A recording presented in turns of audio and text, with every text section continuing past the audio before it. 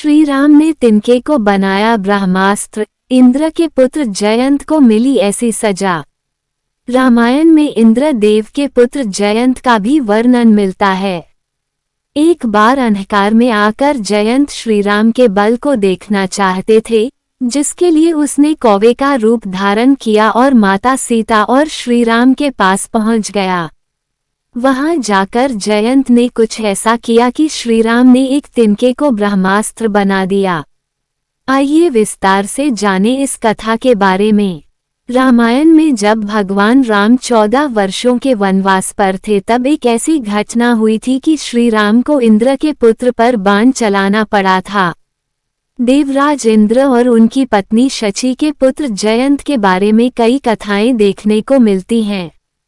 वहीं रामायण में भी उनके बारे में बताया गया है। इसके अनुसार वह अयोध्या के महाराज दशरथ के कूटनीतिक मंत्रियों में से एक थे।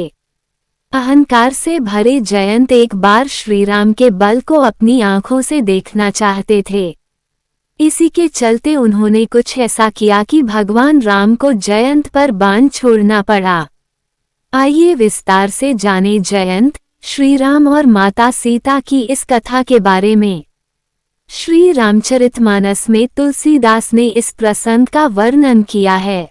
देवराज इंद्र के पुत्र का अहंकार एक समय इतना बढ़ गया था कि वह दुर्भाग्यशाली श्री राम का बल देखने पहुंच गया। सीता चरण चोंच हते भागा, मूढ़ मंदमति कारण कागा, चला रुधिर रघुनायक जाना, सीख धनुष सायक संधाना। जयंत ने कौवे का रूप धारण किया। 4 वर्षों के वनवास के दौरान श्री राम अपने भाई लक्ष्मण और पत्नी सीता माता के साथ चित्रकूट में रह रहे थे। इस बीच एक बार माता सीता और श्री राम अपनी कुटिया से बाहर बैठे हुए थे। उसी वक्त इंद्रपुत्र जयंत ने कौवे का रूप धारण किया और माता सीता के चरणों में जाकर चोंच मारी। देवी सीता ने उसे बार बार हटाने का प्रयास किया, लेकिन वह दुर्भाग्यशाली कौवा तब भी नहीं माना। श्री राम ने तिनके को बनाया ब्रह्मास्त्र। चोंच मारने के कारण माता सीता के पैर से रक्त बहने लगा।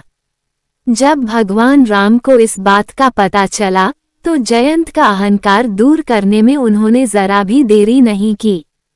माता सीता को चोट लगने से अत्यंत धैर्यवान श्री राम क्रोधित हो गए और उसी समय उन्होंने एक तिनके को धनुष पर रखकर ब्रह्मास्त्र बनाकर कौवे पर चला दिया। इसे देखकर जयंत अपनी जान बचाकर वहां से भागने लगा, लेकिन ब्रह्मास्त्र ने उसका पीछा नहीं छोड़ा। वह तीनों लोकों में दौड़ता रहा और अपने पिता के देवलोक में भी उसे बचाने का साहस किसी के अंदर नहीं था।